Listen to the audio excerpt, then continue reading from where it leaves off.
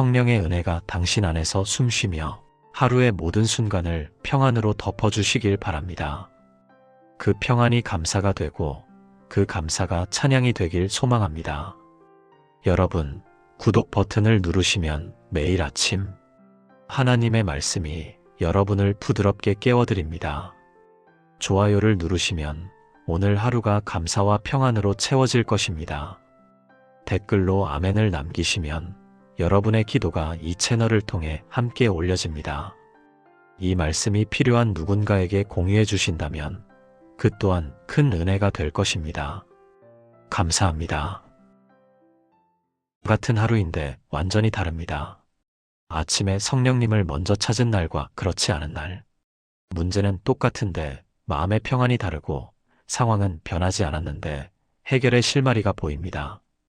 이 놀라운 차이는 어디서 오는 걸까요? 여러분도 경험해 보셨을 겁니다. 어떤 날은 하루 종일 마음이 가볍고 은혜가 충만한데 어떤 날은 아침부터 무언가 꼬이기 시작합니다. 같은 사람, 같은 환경인데 왜 이렇게 다를까요? 그 비밀은 바로 아침의 첫 순간에 있습니다. 세상은 이렇게 말합니다. 성공하려면 아침 루틴을 만들라고, 운동을 하라고, 명상을 하라고, 계획을 세우라고 말합니다. 물론 이런 것들도 좋습니다. 하지만 하나님은 정반대로 말씀하십니다. 먼저 그의 나라와 그의 의를 구하라고 하십니다. 모든 것을 더하여 주시겠다고 약속하십니다. 세상은 내 힘으로 하루를 준비하라고 하지만 하나님은 성령님의 능력으로 하루를 시작하라고 하십니다. 여러분, 이것은 단순한 종교적 습관이 아닙니다. 이것은 우리의 하루를, 우리의 인생을 완전히 바꾸는 영적 전략입니다. 아침에 눈을 뜨는 그 순간, 여러분은 선택의 기로에 서 있습니다. 세상의 방식으로 하루를 시작할 것인가? 아니면 하나님의 방식으로 하루를 시작할 것인가? 스마트폰을 먼저 볼 것인가? 아니면 성령님을 먼저 찾을 것인가? 내 계획을 먼저 세울 것인가? 아니면 하나님의 인도하심을 먼저 구할 것인가? 이 선택이 여러분의 하루 전체를 좌우합니다. 성경은 분명히 말씀하십니다. 새벽에 하나님을 찾는 자가 복이 있다고 하셨습니다. 아침마다 주님의 인자하심이 새롭다고 하셨습니다. 그런데 많은 그리스도인들이 이 축복을 놓치고 있습니다. 왜 그럴까요? 무엇을 기도해야 할지 몰라서 그렇습니다. 어떻게 성령님께 나아가야 할지 몰라서 그렇습니다. 그래서 오늘 이 시간 여러분과 함께 나누고 싶습니다. 아침에 일어나자마자 성령님께 반드시 드려야 하는 기도 5가지를 말씀드리겠습니다. 이것은 제가 20년 넘게 목회하면서 직접 경험하고 수많은 성도들과 함께 나누며 확인한 것입니다. 이 5가지 기도가 여러분의 아침을 바꾸고 하루를 바꾸고 결국 인생을 바꾸게 될 것입니다. 여러분, 아침에 눈을 뜨는 순간 가장 먼저 해야 할 일이 무엇일까요? 많은 사람들이 이렇게 생각합니다. 기도 제목을 나열하는 것, 간구를 쏟아내는 것, 내 필요를 말하는 것이 기도라고 생각합니다. 하지만 그보다 먼저 해야 할 것이 있습니다. 바로 성령님의 임재를 구하는 것입니다. 성령님이 이 자리에, 이 순간에 내 마음에 함께 계심을 인식하고 초청하는 것입니다. 시편 기자는 이렇게 고백했습니다. 하나님이여 주는 나의 하나님이시라. 내가 간절히 주를 찾되 물이 없어 마르고 곰핍한 땅에서 내 영혼이 주를 갈망하며 내 육체가 주를 앙모하나이다. 시편 63편 1절입니다. 이 구절을 보십시오. 다윗은 무엇보다 먼저 하나님 자체를 갈망했습니다. 하나님이 주시는 것이 아니라 하나님 그 자체를 구했습니다. 축복이 아니라 축복의 근원이신 하나님을 찾았습니다. 해결책이 아니라 해결자이신 하나님을 앙모했습니다. 이것이 바로 아침 기도의 출발점입니다. 다윗이 이 시편을 쓴 배경을 아십니까? 그는 유다 광야에 있었습니다. 아들 압살롬의 반역으로 왕궁에서 쫓겨나 생명의 위협을 받으며 도망하던 그 절박한 순간이었습니다. 물도 없고 음식도 없고 안전도 없는 광야였습니다. 그런데 그가 가장 먼저 구한 것은 무엇이었습니까? 물도 아니고 안전도 아니고 왕위 회복도 아니었습니다. 바로 하나님의 임재였습니다. 하나님이 함께 계시면 광야도 낙원이 되고 하나님이 없으면 왕궁도 지옥이 된다는 것을 다윗은 알았습니다. 여러분도 그런 경험 있으시지 않습니까? 모든 것이 다 있는데 공허하고 모든 조건이 다 좋은데 불안하고 아무 문제가 없는데 마음이 텅 빈 것 같을 때가 있지 않습니까? 그것은 성령님의 임재를 느끼지 못하기 때문입니다. 반대로 아무것도 없고 모든 것이 어려운데도 평안하고 감사하고 기쁠 때가 있습니다. 그것은 성령님이 함께 계시기 때문입니다. 그러므로 아침에 눈을 뜨면 이렇게 기도하십시오. 성령님, 오늘도 저와 함께 해주세요. 성령님, 이 아침에 당신의 임재로 저를 채워주세요. 성령님, 오늘 하루 당신 없이는 아무것도 할 수 없습니다. 이렇게 단순하고 짧은 기도지만 이것이 우리의 하루를 완전히 바꿉니다. 제가 목회하면서 만난 한 집사님 이야기를 나누고 싶습니다.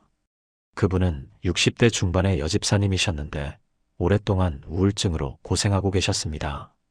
자녀들은 다 출가하고 남편은 사업 때문에 집에 거의 없고 혼자 있는 시간이 많아지면서 점점 마음이 무너지기 시작했다고 합니다. 아침에 눈을 뜨면 하루가 막막하고 무엇을 해야 할지 의욕도 없고 기도도 말씀도 마음에 닿지 않았답니다. 그런데 어느 날 새벽 기도회에서 이 말씀을 듣고 결심했다고 합니다. 매일 아침 눈을 뜨면 가장 먼저 성령님 함께 해주세요라고 기도하기로 한 것입니다. 처음에는 습관처럼 그냥 했는데 2주쯤 지나면서 놀라운 변화가 일어났답니다. 아침에 눈을 뜨면 성령님이 정말 함께 계신다는 느낌이 들기 시작했고 하루가 두렵지 않게 되었고 작은 일상에서도 감사가 나오기 시작했다고 합니다. 지금은 그분이 교회에서 가장 기쁨이 넘치는 분 중 한 명이 되셨습니다. 무엇이 바뀌었습니까? 환경은 그대로입니다. 자녀들이 돌아온 것도 아니고 남편이 갑자기 변한 것도 아닙니다. 하지만 성령님의 임재를 구하고 인식하기 시작하면서 모든 것이 달라졌습니다. 여러분, 이것을 꼭 기억하십시오. 성령님은 이미 우리 안에 계십니다. 우리가 예수님을 믿는 순간 성령님이 우리 안에 내주하십니다. 하지만 임재를 구하는 것은 그분이 오시도록 하는 것이 아니라 이미 계신 그분을 인식하고 환영하는 것입니다. 마치 집에 손님이 오셨는데 무시하고 있다가 비로소 그분을 알아보고 맞이하는 것과 같습니다. 오늘부터 여러분의 아침을 바꾸십시오. 눈을 뜨는 순간 스마트폰을 보기 전에 무엇을 하기 전에 먼저 성령님의 임재를 구하십시오. 그러면 여러분의 하루가 완전히 달라질 것입니다. 성령님의 임재를 구했다면 이제 두 번째로 해야 할 기도가 있습니다. 바로 오늘 하루 성령님의 인도하심을 구하는 것입니다. 우리는 자주 이런 실수를 합니다. 아침에 일어나서 오늘 할 일 목록을 쭉 정하고 계획을 세우고 스케줄을 짜고 그 다음에 하나님께 이 계획대로 잘 되게 해주세요라고 기도합니다. 이것은 순서가 바뀐 것입니다. 하나님께 내 계획을 승인해달라고 하는 것이 아니라 하나님의 계획을 먼저 물어야 합니다. 잠언 3장 5절에서 6절은 이렇게 말씀하십니다. 너는 마음을 다하여 여호와를 신뢰하고 내 명철을 의지하지 말라. 너는 범사의 그를 인정하라. 그리하면 내 길을 지도하시리라. 이 말씀을 보십시오. 내 명철을 의지하지 말라고 하셨습니다. 내 생각, 내 판단, 내 계획을 먼저 세우지 말라는 것입니다. 대신 범사에 그를 인정하라고 하셨습니다. 모든 일에서 큰 일이든 작은 일이든 하나님을 먼저 인정하고 그분의 인도하심을 구하라는 것입니다. 그러면 어떻게 되십니까? 내 길을 지도하시리라. 하나님께서 직접 우리의 길을 인도해 주시고 우리가 가야 할 방향을 보여주시고 우리의 발걸음을 지도해 주신다는 약속입니다. 이 말씀이 주어진 배경을 생각해 보십시오. 솔로몬이 이 잠언을 기록할 때 이스라엘 백성들은 늘 두 가지 선택 앞에 서 있었습니다. 하나님의 지혜를 따를 것인가 아니면 세상의 지혜를 따를 것인가, 하나님의 길로 갈 것인가 아니면 내 생각대로 갈 것인가. 그런데 역사가 증명하지 않습니까? 하나님의 인도하심을 구하고 따랐을 때는 형통했고 자기 명철을 의지했을 때는 실패했습니다. 여러분은 어떠십니까? 혹시 아침에 일어나서 오늘 할 일을 내 머리로만 정하고 있지는 않으십니까? 오늘 만날 사람, 오늘 할 일, 오늘의 우선순위를 내 생각대로만 정하고 있지는 않으십니까? 물론 계획을 세우는 것 자체가 나쁜 것은 아닙니다. 하지만 그 계획을 세우기 전에 먼저 성령님께 물어야 합니다. 성령님, 오늘 제가 무엇을 해야 합니까? 성령님, 오늘 누구를 만나야 합니까? 성령님, 오늘 저를 어디로 인도하시겠습니까? 이렇게 기도하고 기다리십시오. 그러면 놀라운 일이 일어납니다. 성령님께서 여러분의 마음에 어떤 사람이 떠오르게 하십니다. 갑자기 전화해야겠다는 생각이 들게 하십니다. 계획에 없던 일을 하고 싶은 마음이 생기게 하십니다. 이것이 바로 성령님의 인도하심입니다. 제가 경험한 일을 나누겠습니다. 몇 년 전 어느 월요일 아침이었습니다. 그날은 제가 원고를 쓰기로 계획한 날이었습니다. 아침에 일어나서 커피를 마시며 오늘 할 일을 정리하고 있었는데 갑자기 한 집사님 얼굴이 떠올랐습니다. 그분은 몇 주 전부터 교회에 안 나오고 계셨는데 그냥 얼굴이 계속 떠오르는 겁니다. 처음에는 나중에 전화해야지 하고 넘어가려고 했습니다. 오늘은 원고 마감이 있으니까요. 하지만 그 마음이 계속 떠나지 않았습니다. 그래서 기도하면서 물었습니다. 성령님, 제가 지금 그 집사님께 전화해야 합니까? 마음에 평안이 없었습니다. 그래서 전화를 걸었습니다. 그런데 전화를 받는 그 집사님의 목소리가 너무 힘이 없었습니다. 알고 보니 그분이 지난주에 큰 교통사고를 당해서 집에서 요양 중이었고 아무에게도 말하지 않고 혼자 힘들어하고 있었던 것입니다. 제가 그날 원고를 포기하고 그 집사님 댁을 방문해서 기도하고 위로했습니다. 나중에 그 집사님이 말씀하셨습니다. 목사님, 그날 목사님 전화를 받았을 때 정말 하나님이 저를 잊지 않으셨다는 것을 느꼈습니다. 여러분, 제가 그날 제 계획만 따랐다면 어떻게 되었을까요? 원고는 썼겠지만 하나님이 정말 원하시는 일을 놓쳤을 것입니다. 우리의 계획과 하나님의 계획이 다를 수 있습니다. 우리가 중요하다고 생각하는 것과 하나님이 중요하다고 생각하시는 것이 다를 수 있습니다. 그래서 매일 아침 성령님의 인도하심을 구해야 합니다. 성령님, 오늘 제 계획이 아니라 당신의 계획대로 살게 해주세요. 이렇게 기도하십시오. 그리고 하루 종일 민감하게 성령님의 음성을 들으려고 하십시오. 그러면 여러분은 하나님이 정말 원하시는 삶을 살게 될 것입니다. 단순히 바쁜 삶이 아니라 의미 있는 삶을 살게 될 것입니다. 많은 일을 하는 것이 아니라 옳은 일을 하게 될 것입니다. 성령님의 임재를 구하고 인도하심을 구했다면 이제 세 번째로 무엇을 구해야 할까요? 바로 성령님의 충만함입니다. 많은 그리스도인들이 오해하는 것이 있습니다. 한번 성령을 받으면 끝이라고 생각합니다. 예수님을 믿을 때 성령을 받았으니까 더 이상 구할 필요가 없다고 생각합니다. 하지만 성경은 뭐라고 말씀하십니까? 에베소서 5장 18절을 보십시오. 술 취하지 말라 이는 방탕한 것이니 오직 성령으로 충만함을 받으라. 여기서 충만함을 받으라는 표현이 중요합니다. 원어를 보면 이것은 현재 명령형입니다. 한 번 하고 마는 것이 아니라 계속해서 반복적으로 충만함을 받으라는 뜻입니다. 마치 배터리를 충전하듯이 계속해서 성령으로 충만해져야 한다는 것입니다. 왜 그럴까요? 우리는 영적으로 새는 그릇이기 때문입니다. 아무리 어제 은혜를 받았어도, 어제 기도를 많이 했어도 오늘 다시 충만해져야 합니다. 어제의 만나로 오늘을 살 수 없듯이 어제의 충만함으로 오늘을 살 수 없습니다.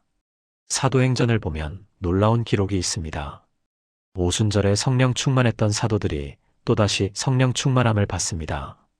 사도행전 2장에서 오순절 성령 강림이 있었고 4장 31절을 보면 그들이 기도함에 모인 곳이 진동하더니 무리가 다 성령이 충만하여라고 기록되어 있습니다. 같은 사람들이 또 성령 충만함을 받은 것입니다. 이것이 무엇을 의미합니까? 성령 충만은 한 번의 사건이 아니라 계속되는 과정이라는 것입니다. 매일 새롭게 충만해져야 한다는 것입니다.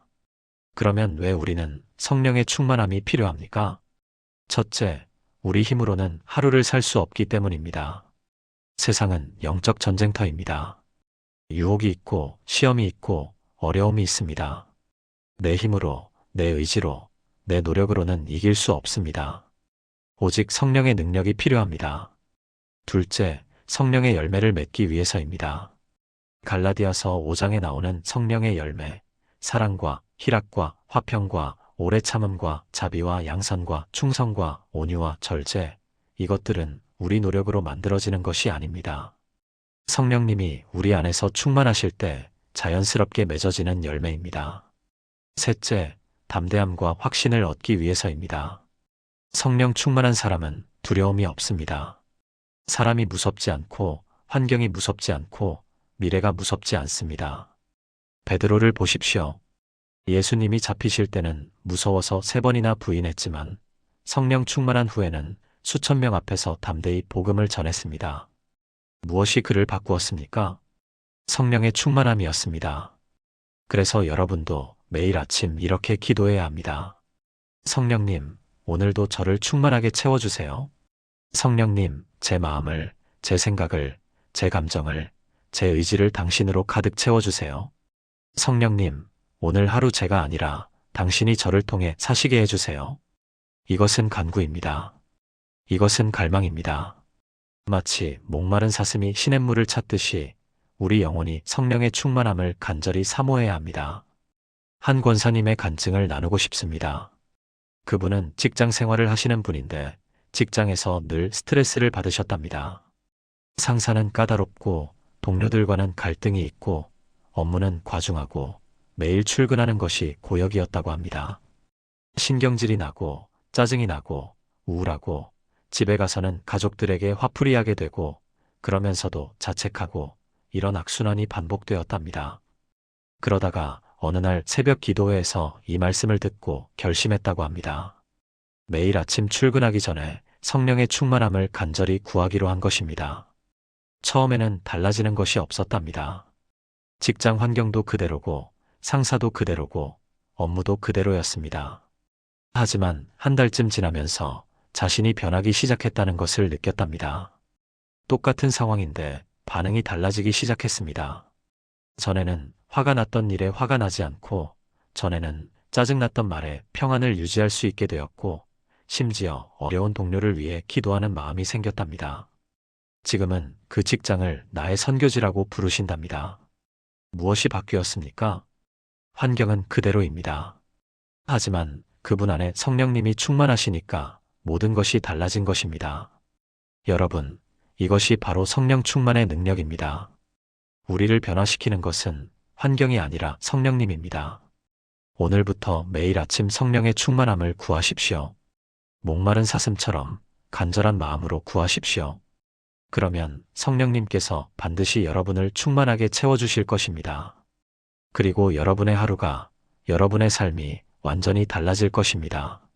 성령님의 임재와 인도하심과 충만함을 구했다면 이제 4번째로 무엇을 구해야 할까요?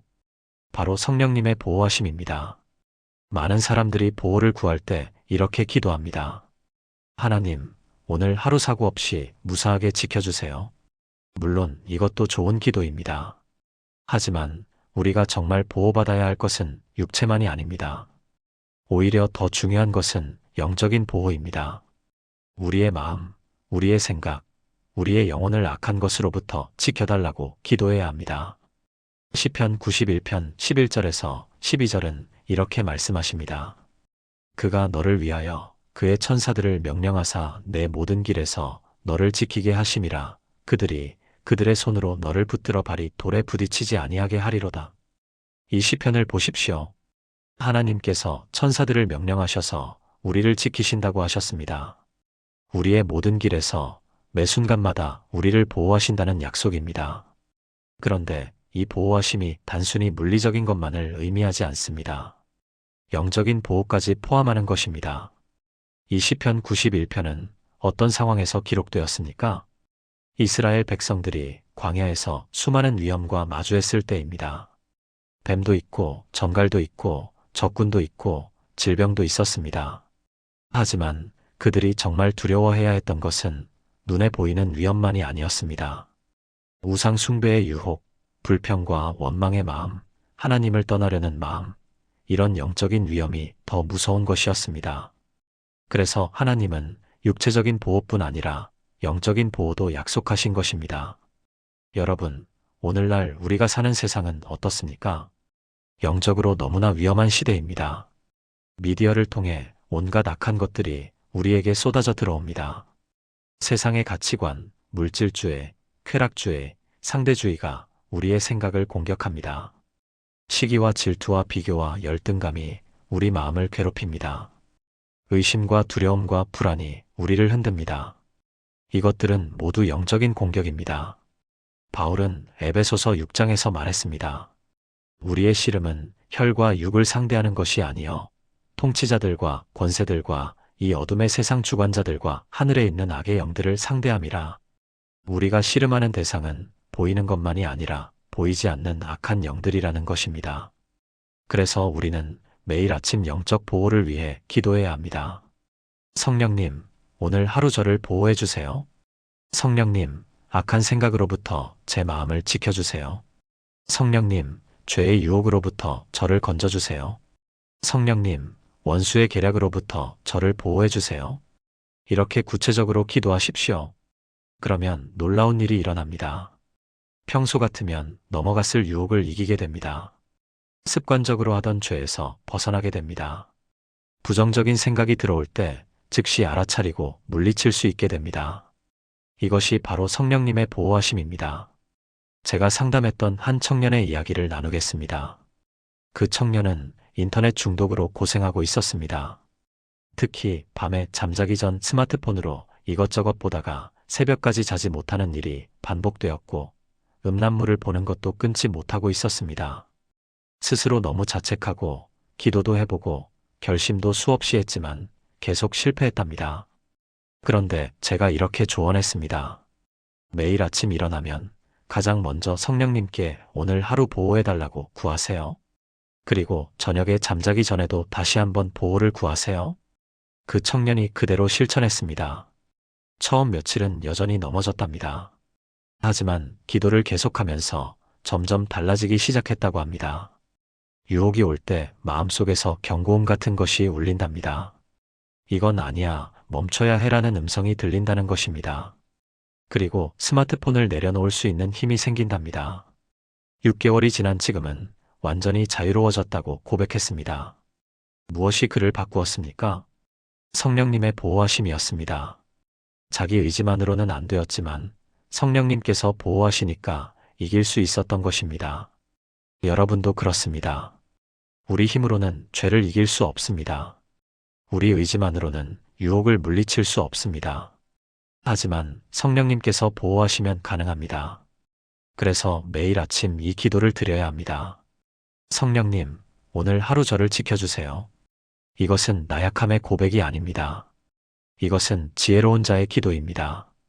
자신의 약함을 아는 자, 영적 전쟁의 실체를 아는 자만이 드릴 수 있는 기도입니다. 오늘부터 매일 아침 성령님의 보호하심을 구하십시오. 그러면 여러분은 하루 종일 성령님의 보호 아래 안전하게 지내게 될 것입니다. 육체뿐 아니라 영혼까지 지키심을 받게 될 것입니다. 지금까지 4가지 기도를 나누었습니다. 임재를 구하고, 인도하심을 구하고, 충만함을 구하고, 보호하심을 구했습니다. 이제 마지막 5번째로 무엇을 기도해야 할까요? 바로 감사의 기도입니다.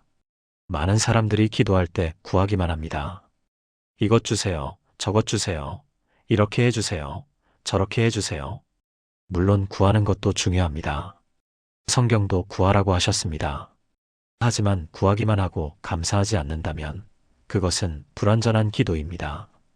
데살로니가전서 5장 16절에서 18절은 이렇게 말씀하십니다. 항상 기뻐하라, 쉬지 말고 기도하라, 범사에 감사하라. 이것이 그리스도 예수 안에서 너희를 향하신 하나님의 뜻이니라. 이 말씀을 보십시오. 항상 기뻐하고 쉬지 말고 기도하고 범사에 감사하라고 하셨습니다. 그리고 이것이 하나님의 뜻이라고 분명히 말씀하셨습니다. 특히 범사에 감사하라는 말씀이 중요합니다. 좋은 일이 있을 때만 감사하는 것이 아니라 모든 일에 감사하라는 것입니다. 아직 응답받지 못한 기도에도, 여전히 어려운 상황 속에서도, 보이지 않는 미래 앞에서도 감사하라는 것입니다. 이것이 어떻게 가능합니까? 하나님이 선하시고 하나님의 계획이 완벽하고 하나님이 우리를 사랑하신다는 것을 믿기 때문입니다. 그래서 매일 아침 성령님께 감사를 드려야 합니다. 무엇을 감사해야 할까요? 첫째, 오늘도 숨쉬게 하심을 감사해야 합니다. 당연한 것이 아닙니다. 오늘 아침 눈을 뜰 수 있다는 것, 숨을 쉴 수 있다는 것, 움직일 수 있다는 것, 이 모든 것이 하나님의 은혜입니다. 둘째, 어제까지 지켜주심을 감사해야 합니다. 어제 하루도 무사히 보낼 수 있었던 것은 성령님께서 보호하셨기 때문입니다. 우리가 알지 못하는 수많은 위험으로부터 지켜주셨습니다. 셋째, 오늘 주실 은혜를 미리 감사해야 합니다. 아직 일어나지 않은 일을 어떻게 감사하느냐고 물으실 수 있습니다. 하지만 하나님은 신실하신 분이시기에 오늘도 반드시 은혜를 베푸실 것을 우리는 믿습니다. 그래서 미리 감사할 수 있는 것입니다. 넷째, 성령님이 나와 함께 하심을 감사해야 합니다. 이것이 가장 큰 감사의 이유입니다. 전능하신 하나님의 영이, 거룩하신 성령님이 연약하고 부족한 나와 함께 하신다는 것, 이보다 더 큰 축복이 어디 있습니까? 사도 바울이 데살로니가 교인들에게 이 편지를 쓸 때를 생각해 보십시오. 그들은 핍박받고 있었습니다. 믿음 때문에 고난당하고 있었습니다. 경제적으로도 어려웠고 사회적으로도 소외되었습니다. 그런데 바울은 그들에게 뭐라고 말합니까? 범사에 감사하라고 했습니다. 왜냐하면 어려운 환경 속에서도 하나님은 여전히 선하시고 그들을 사랑하시고 함께 하시기 때문입니다. 여러분은 어떠십니까? 혹시 감사보다 불평이 더 많지는 않으십니까? 감사보다 원망이 먼저 나오지는 않으십니까? 있는 것보다 없는 것을 더 많이 생각하지는 않으십니까? 받은 은혜보다 안 받은 것을 더 많이 세지는 않으십니까? 이것이 우리의 문제입니다. 감사하지 않는 마음은 불평의 온상이 되고 불평하는 마음은 기쁨을 잃게 만들고 기쁨을 잃은 삶은 능력을 잃게 됩니다. 반대로 감사하는 마음은 기쁨을 낳고 기쁨은 힘을 낳고 힘은 승리를 낳습니다. 그래서 느헤미야 8장 10절은 이렇게 말씀하십니다. 여호와를 기뻐하는 것이 너희의 힘이니라. 감사와 기쁨이 우리의 힘이 된다는 것입니다. 한 집사님의 이야기를 나누겠습니다. 그분은 암 진단을 받았습니다. 3기 암이었고 의사는 항암 치료를 시작해야 한다고 했습니다. 당연히 충격이었고 두려웠고 왜 하필 나냐는 생각이 들었답니다. 하지만 그날 밤 기도하면서 결심했다고 합니다. 이 상황 속에서도 감사하기로 한 것입니다. 매일 아침 일어나면 성령님께 10가지를 감사하기로 작정했습니다. 처음에는 힘들었답니다. 감사할 것이 잘 보이지 않았습니다. 하지만 억지로라도 찾아서 감사했답니다. 오늘도 숨쉬게 하심을 감사하고, 가족이 있음을 감사하고, 교회가 있음을 감사하고, 좋은 병원이 있음을 감사하고, 기도해주는 성도들이 있음을 감사했습니다. 그렇게 감사하기 시작하면서 놀라운 일이 일어났답니다. 마음에 평안이 오고 두려움이 사라지고 오히려 이 시간을 통해 하나님을 더 깊이 알게 되는 축복을 경험했다고 합니다. 항암 치료는 힘들었지만 끝까지 감사를 놓지 않았고 지금은 완치 판정을 받았습니다. 그분이 제게 말씀하셨습니다. 목사님, 암이 제게 온 것이 저주가 아니라 축복이었습니다. 그 시간을 통해 제가 정말 하나님을 만났습니다. 여러분, 이것이 감사의 능력입니다. 환경을 바꾸는 것이 아니라 우리를 바꿉니다. 상황을 바꾸는 것이 아니라 우리의 시각을 바꿉니다. 그래서 매일 아침 성령님께 감사를 드려야 합니다. 성령님, 오늘도 저와 함께 해주셔서 감사합니다. 성령님, 어제까지 지켜주셔서 감사합니다. 성령님, 오늘도 인도해 주실 것을 믿고 감사합니다. 성령님, 모든 것에 감사합니다. 이렇게 감사로 하루를 시작하십시오. 그러면 여러분의 하루가 감사로 채워질 것입니다. 불평 대신 감사가, 원망 대신 찬양이, 낙심 대신 소망이 넘치게 될 것입니다. 사랑하는 여러분, 지금까지 아침에 일어나자마자 성령님께 반드시 드려야 하는 기도 5가지를 함께 나누었습니다. 첫째, 성령님의 임재를 구하는 기도입니다. 무엇보다 먼저 성령님이 함께 계심을 인식하고 환영하는 것입니다. 둘째, 성령님의 인도하심을 구하는 기도입니다. 내 계획이 아니라 하나님의 계획을 먼저 구하는 것입니다. 셋째, 성령님의 충만함을 구하는 기도입니다. 매일 새롭게 성령으로 채워지는 것입니다. 넷째, 성령님의 보호하심을 구하는 기도입니다. 육체뿐 아니라 영혼까지 지켜달라고 구하는 것입니다. 다섯째, 성령님께 감사하는 기도입니다. 모든 것에 감사하며 하루를 시작하는 것입니다. 여러분, 이 5가지 기도가 여러분의 아침을 바꿀 것입니다. 아침이 바뀌면 하루가 바뀌고 하루가 바뀌면 인생이 바뀝니다. 이것은 단순한 종교적 의식이 아닙니다. 이것은 살아계신 하나님과의 진짜 만남입니다. 성령님과의 실제적 교제입니다. 오늘부터 실천하십시오. 내일 아침 눈을 뜨는 순간 스마트폰보다 먼저 성령님을 찾으십시오. 내 계획을 세우기 전에 하나님의 인도하심을 구하십시오.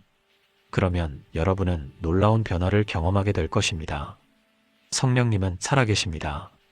지금도 여러분과 함께하기를 원하십니다. 여러분의 기도를 기다리고 계십니다. 같은 하루인데 완전히 다릅니다. 아침에 성령님을 먼저 찾은 날과 그렇지 않은 날. 문제는 똑같은데 마음의 평안이 다르고 상황은 변하지 않았는데 해결의 실마리가 보입니다. 이 놀라운 차이는 어디서 오는 걸까요?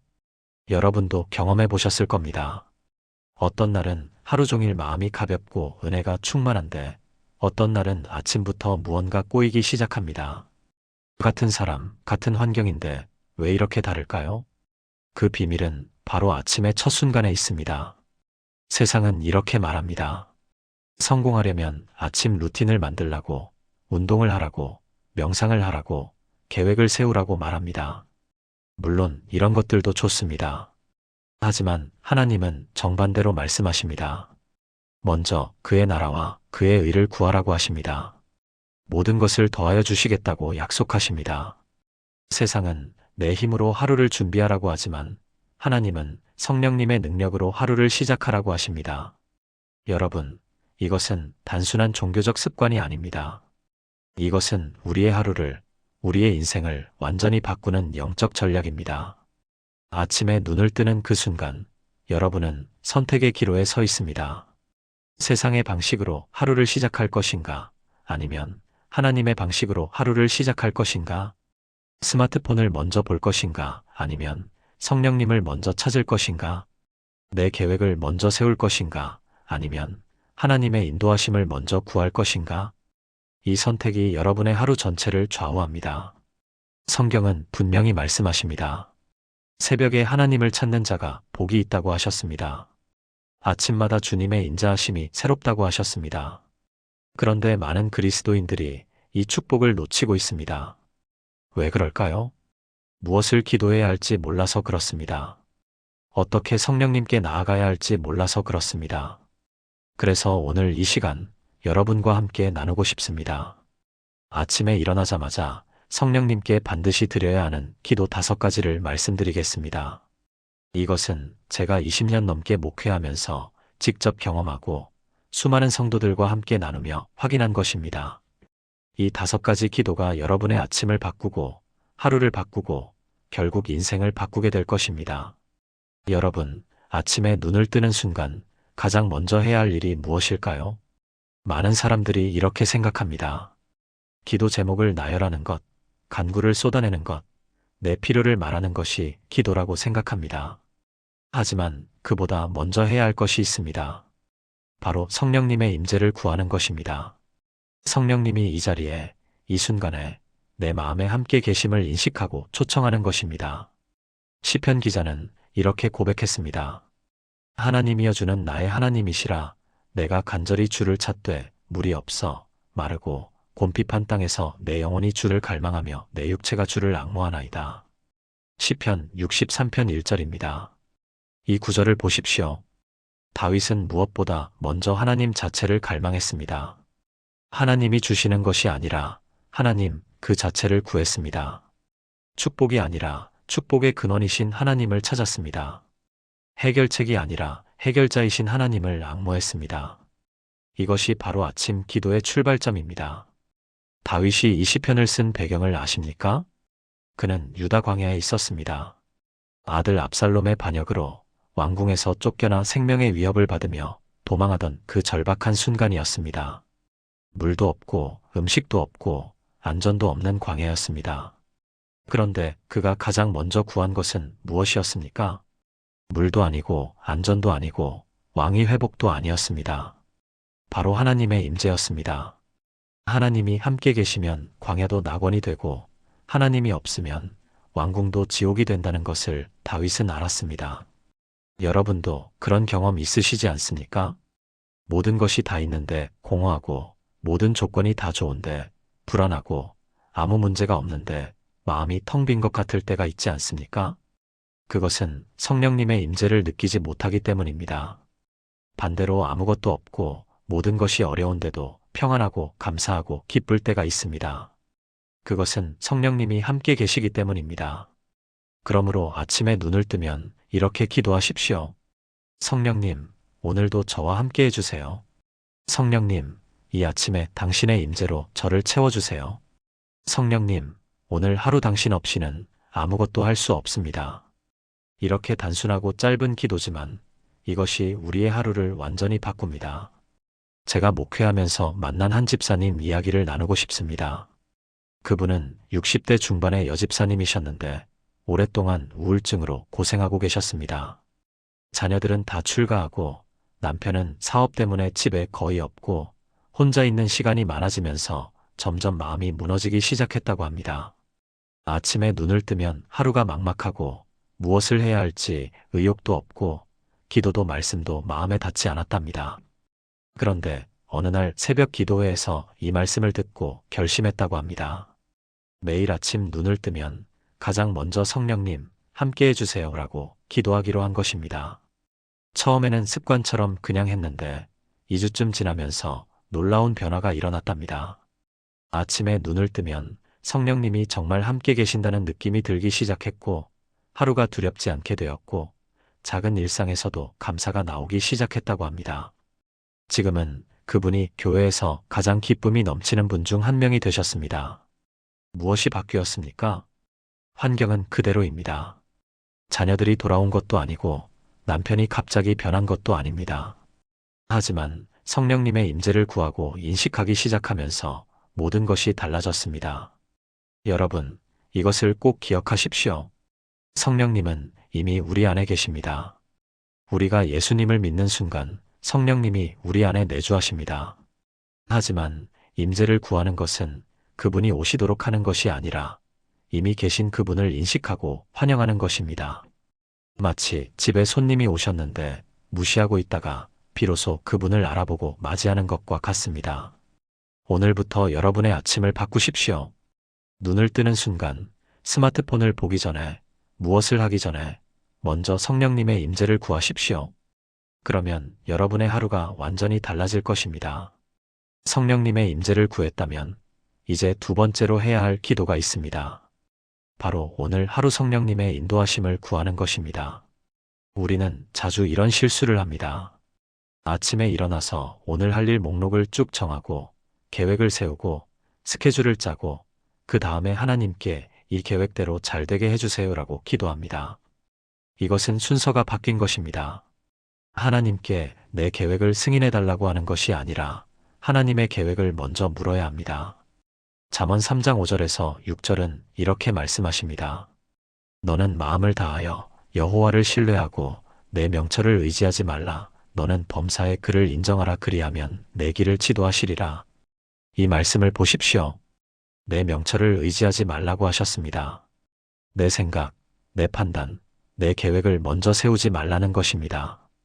대신 범사에 그를 인정하라고 하셨습니다. 모든 일에서 큰 일이든 작은 일이든 하나님을 먼저 인정하고 그분의 인도하심을 구하라는 것입니다. 그러면 어떻게 되십니까? 내 길을 지도하시리라. 하나님께서 직접 우리의 길을 인도해 주시고 우리가 가야 할 방향을 보여주시고 우리의 발걸음을 지도해 주신다는 약속입니다. 이 말씀이 주어진 배경을 생각해 보십시오. 솔로몬이 이 잠언을 기록할 때 이스라엘 백성들은 늘 두 가지 선택 앞에 서 있었습니다. 하나님의 지혜를 따를 것인가 아니면 세상의 지혜를 따를 것인가, 하나님의 길로 갈 것인가 아니면 내 생각대로 갈 것인가. 그런데 역사가 증명하지 않습니까? 하나님의 인도하심을 구하고 따랐을 때는 형통했고, 자기 명철을 의지했을 때는 실패했습니다. 여러분은 어떠십니까? 혹시 아침에 일어나서 오늘 할 일을 내 머리로만 정하고 있지는 않으십니까? 오늘 만날 사람, 오늘 할 일, 오늘의 우선순위를 내 생각대로만 정하고 있지는 않으십니까? 물론 계획을 세우는 것 자체가 나쁜 것은 아닙니다. 하지만 그 계획을 세우기 전에 먼저 성령님께 물어야 합니다. 성령님, 오늘 제가 무엇을 해야 합니까? 성령님, 오늘 누구를 만나야 합니까? 성령님, 오늘 저를 어디로 인도하시겠습니까? 이렇게 기도하고 기다리십시오. 그러면 놀라운 일이 일어납니다. 성령님께서 여러분의 마음에 어떤 사람이 떠오르게 하십니다.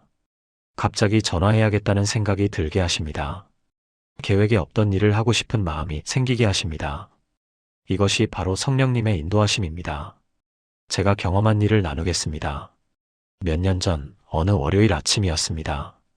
그날은 제가 원고를 쓰기로 계획한 날이었습니다. 아침에 일어나서 커피를 마시며 오늘 할 일을 정리하고 있었는데 갑자기 한 집사님 얼굴이 떠올랐습니다. 그분은 몇 주 전부터 교회에 안 나오고 계셨는데 그냥 얼굴이 계속 떠오르는 겁니다. 처음에는 나중에 전화해야지 하고 넘어가려고 했습니다. 오늘은 원고 마감이 있으니까요. 하지만 그 마음이 계속 떠나지 않았습니다. 그래서 기도하면서 물었습니다. 성령님, 제가 지금 그 집사님께 전화해야 합니까? 마음에 평안이 없었습니다. 그래서 전화를 걸었습니다. 그런데 전화를 받는 그 집사님의 목소리가 너무 힘이 없었습니다. 알고 보니 그분이 지난주에 큰 교통사고를 당해서 집에서 요양 중이었고 아무에게도 말하지 않고 혼자 힘들어하고 있었던 것입니다. 제가 그날 원고를 포기하고 그 집사님 댁을 방문해서 기도하고 위로했습니다. 나중에 그 집사님이 말씀하셨습니다. 목사님, 그날 목사님 전화를 받았을 때 정말 하나님이 저를 잊지 않으셨다는 것을 느꼈습니다. 여러분, 제가 그날 제 계획만 따랐다면 어떻게 되었을까요? 원고는 썼겠지만 하나님이 정말 원하시는 일을 놓쳤을 것입니다. 우리의 계획과 하나님의 계획이 다를 수 있습니다. 우리가 중요하다고 생각하는 것과 하나님이 중요하다고 생각하시는 것이 다를 수 있습니다. 그래서 매일 아침 성령님의 인도하심을 구해야 합니다. 성령님, 오늘 제 계획이 아니라 당신의 계획대로 살게 해주세요. 이렇게 기도하십시오. 그리고 하루 종일 민감하게 성령님의 음성을 들으려고 하십시오.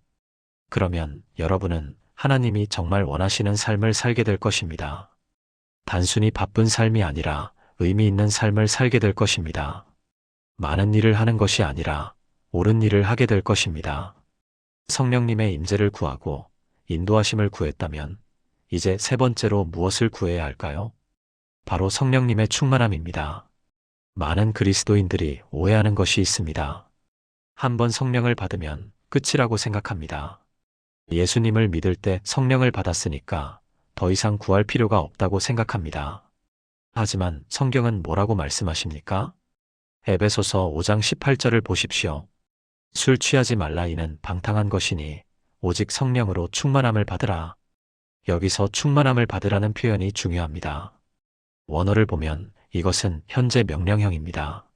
한 번 하고 마는 것이 아니라 계속해서 반복적으로 충만함을 받으라는 뜻입니다. 마치 배터리를 충전하듯이 계속해서 성령으로 충만해져야 한다는 것입니다. 왜 그럴까요?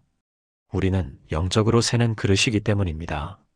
아무리 어제 은혜를 받았어도, 어제 기도를 많이 했어도 오늘 다시 충만해져야 합니다. 어제의 만나로 오늘을 살 수 없듯이 어제의 충만함으로 오늘을 살 수 없습니다. 사도행전을 보면 놀라운 기록이 있습니다. 오순절에 성령 충만했던 사도들이 또다시 성령 충만함을 받습니다. 사도행전 2장에서 오순절 성령 강림이 있었고 4장 31절을 보면 그들이 기도함에 모인 곳이 진동하더니 무리가 다 성령이 충만하여라고 기록되어 있습니다. 같은 사람들이 또 성령 충만함을 받은 것입니다. 이것이 무엇을 의미합니까? 성령 충만은 한 번의 사건이 아니라 계속되는 과정이라는 것입니다. 매일 새롭게 충만해져야 한다는 것입니다. 그러면 왜 우리는 성령의 충만함이 필요합니까? 첫째, 우리 힘으로는 하루를 살 수 없기 때문입니다. 세상은 영적 전쟁터입니다. 유혹이 있고 시험이 있고 어려움이 있습니다. 내 힘으로, 내 의지로, 내 노력으로는 이길 수 없습니다. 오직 성령의 능력이 필요합니다. 둘째, 성령의 열매를 맺기 위해서입니다. 갈라디아서 5장에 나오는 성령의 열매, 사랑과 희락과 화평과 오래 참음과 자비와 양선과 충성과 온유와 절제, 이것들은 우리 노력으로 만들어지는 것이 아닙니다. 성령님이 우리 안에서 충만하실 때 자연스럽게 맺어지는 열매입니다. 셋째, 담대함과 확신을 얻기 위해서입니다. 성령 충만한 사람은 두려움이 없습니다. 사람이 무섭지 않고 환경이 무섭지 않고 미래가 무섭지 않습니다. 베드로를 보십시오.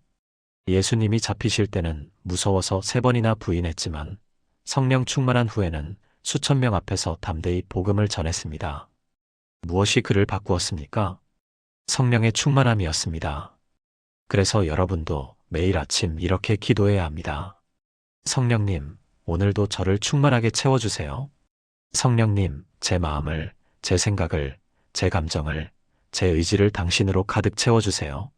성령님, 오늘 하루 제가 아니라 당신이 저를 통해 사시게 해주세요. 이것은 간구입니다. 이것은 갈망입니다. 마치 목마른 사슴이 시냇물을 찾듯이 우리 영혼이 성령의 충만함을 간절히 사모해야 합니다. 한 권사님의 간증을 나누고 싶습니다. 그분은 직장 생활을 하시는 분인데 직장에서 늘 스트레스를 받으셨답니다. 상사는 까다롭고 동료들과는 갈등이 있고 업무는 과중하고 매일 출근하는 것이 고역이었다고 합니다. 신경질이 나고 짜증이 나고 우울하고 집에 가서는 가족들에게 화풀이하게 되고 그러면서도 자책하고 이런 악순환이 반복되었답니다. 그러다가 어느 날 새벽 기도회에서 이 말씀을 듣고 결심했다고 합니다. 매일 아침 출근하기 전에 성령의 충만함을 간절히 구하기로 한 것입니다. 처음에는 달라지는 것이 없었답니다. 직장 환경도 그대로고 상사도 그대로고 업무도 그대로였습니다. 하지만 한 달쯤 지나면서 자신이 변하기 시작했다는 것을 느꼈답니다. 똑같은 상황인데 반응이 달라지기 시작했습니다. 전에는 화가 났던 일에 화가 나지 않고 전에는 짜증났던 말에 평안을 유지할 수 있게 되었고 심지어 어려운 동료를 위해 기도하는 마음이 생겼답니다. 지금은 그 직장을 나의 선교지라고 부르신답니다. 무엇이 바뀌었습니까? 환경은 그대로입니다. 하지만 그분 안에 성령님이 충만하시니까 모든 것이 달라진 것입니다. 여러분, 이것이 바로 성령 충만의 능력입니다. 우리를 변화시키는 것은 환경이 아니라 성령님입니다. 오늘부터 매일 아침 성령의 충만함을 구하십시오. 목마른 사슴처럼 간절한 마음으로 구하십시오. 그러면 성령님께서 반드시 여러분을 충만하게 채워주실 것입니다. 그리고 여러분의 하루가, 여러분의 삶이 완전히 달라질 것입니다. 성령님의 임재와 인도하심과 충만함을 구했다면 이제 네 번째로 무엇을 구해야 할까요? 바로 성령님의 보호하심입니다.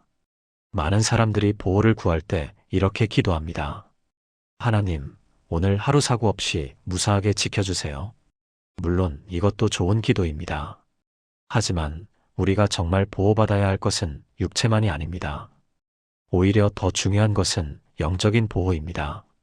우리의 마음, 우리의 생각, 우리의 영혼을 악한 것으로부터 지켜달라고 기도해야 합니다.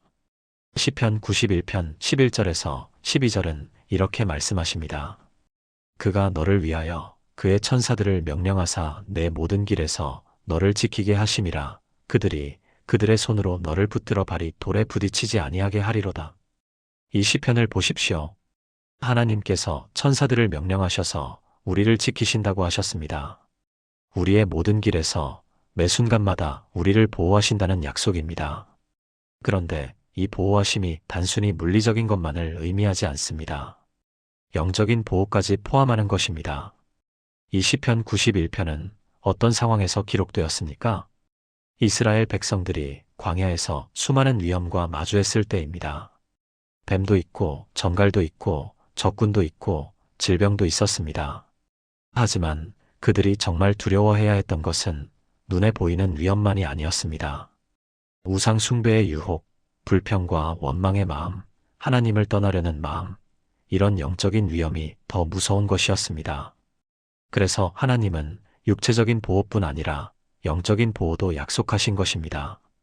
여러분, 오늘날 우리가 사는 세상은 어떻습니까? 영적으로 너무나 위험한 시대입니다.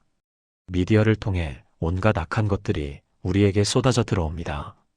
세상의 가치관, 물질주의, 쾌락주의, 상대주의가 우리의 생각을 공격합니다.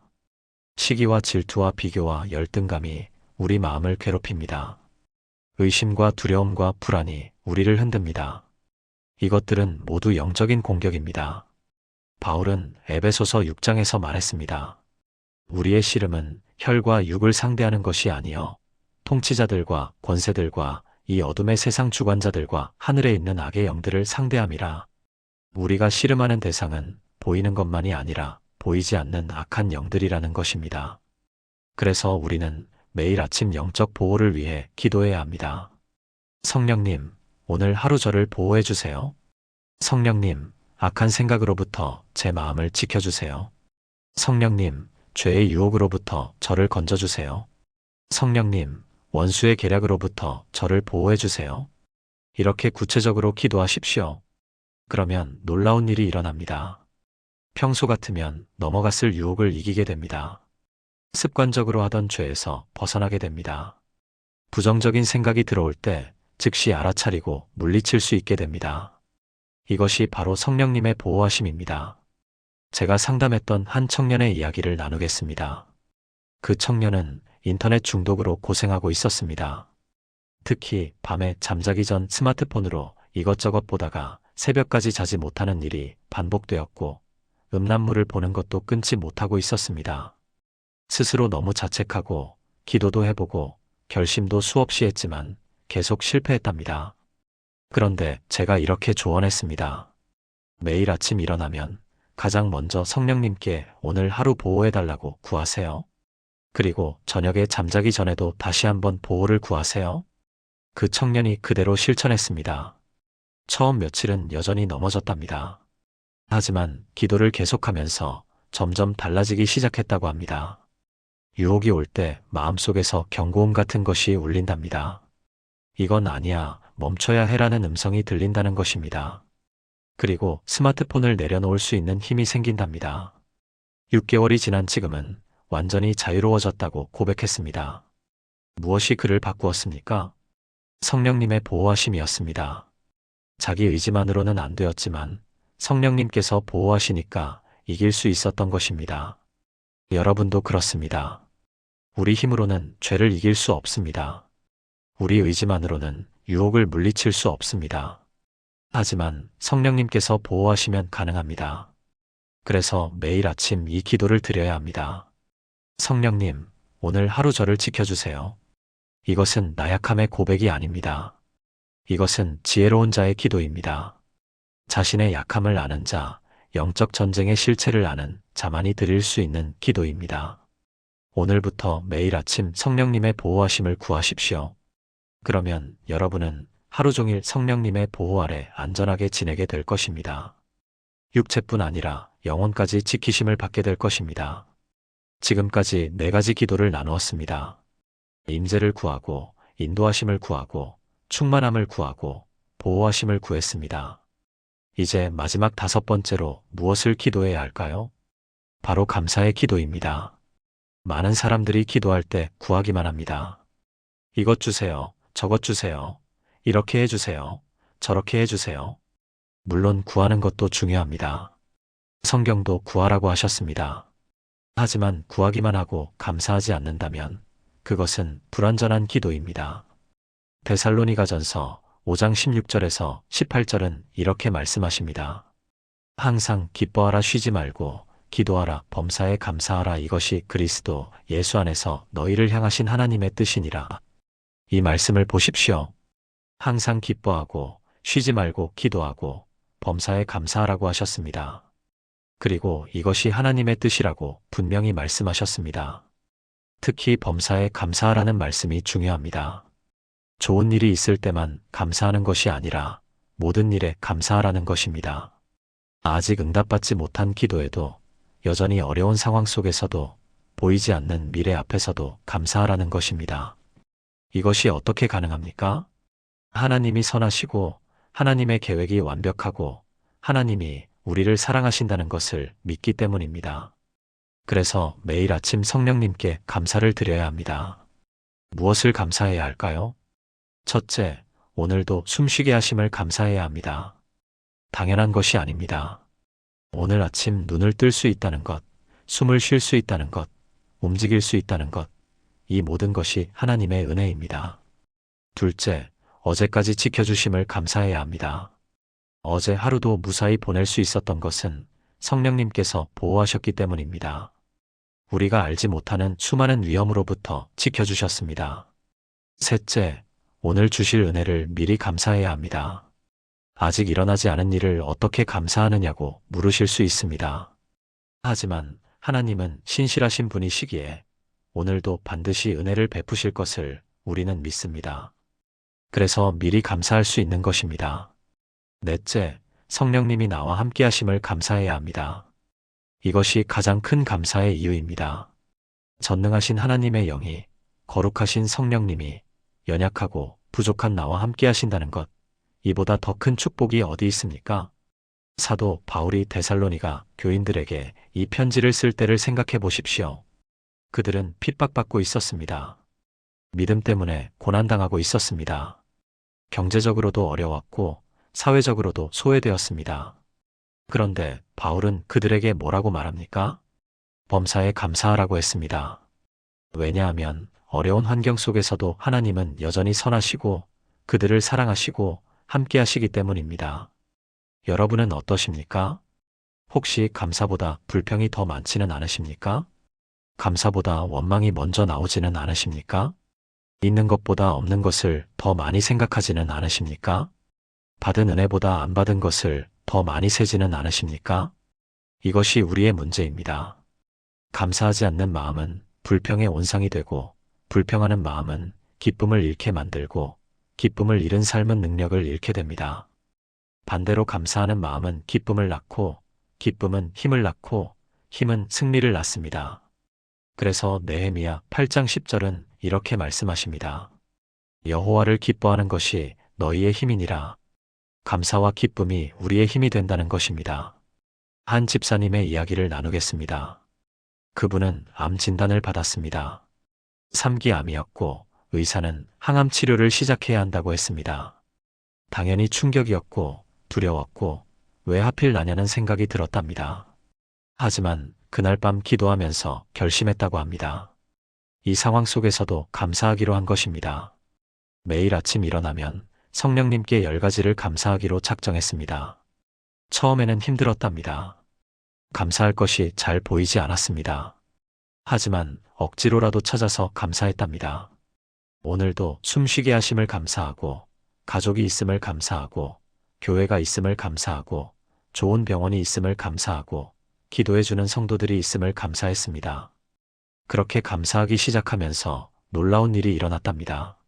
마음에 평안이 오고 두려움이 사라지고 오히려 이 시간을 통해 하나님을 더 깊이 알게 되는 축복을 경험했다고 합니다.